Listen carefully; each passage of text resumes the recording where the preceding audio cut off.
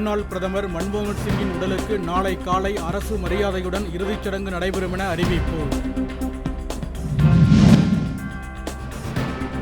டெல்லி இல்லத்தில் வைக்கப்பட்டுள்ள மன்மோகன் சிங் உடலுக்கு முதலமைச்சர் ஸ்டாலின் உள்ளிட்டோர் அஞ்சலி.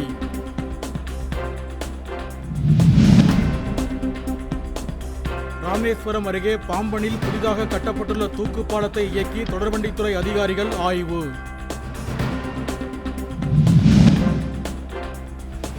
வங்கக்கடலில் அடுத்த 3 நாட்களில் புதிய காற்றழுத்த தாழ்வு பகுதி உருவாக வாய்ப்புள்ளதாக இந்திய வானிலை நடுவம் தகவல்.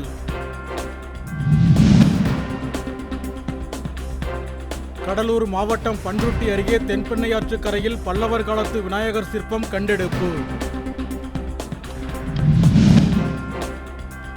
கும்பகோணம் அருகே தனியார் கல்லூரியில் மாணவிக்கு பாலியல் தொல்லை கொடுத்த அரபி வகுப்பு ஆசிரியர் ஜியாவுதீன் கைது.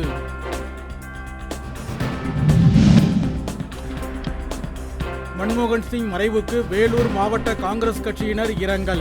உருவப்படத்திற்கு மலர் தூவி மேயர் உள்ளிட்டோர் அஞ்சலி. திருப்பத்தூர் மாவட்டம் கந்திலி அருகே தந்தை மகனை கடத்தி அடித்து சாலையோரத்தில் வீசிச் சென்ற 3 பேர் கைது. 5 பேருக்கு வலைவீச்சு. பரங்கிமலை தொடர்வண்டி நிலையத்தில் மாணவி சத்யபிரியா கொலை வழக்கில் கைதான சதீஷ் குற்றவாளி என சென்னை நீதிமன்றம் தீர்ப்பு.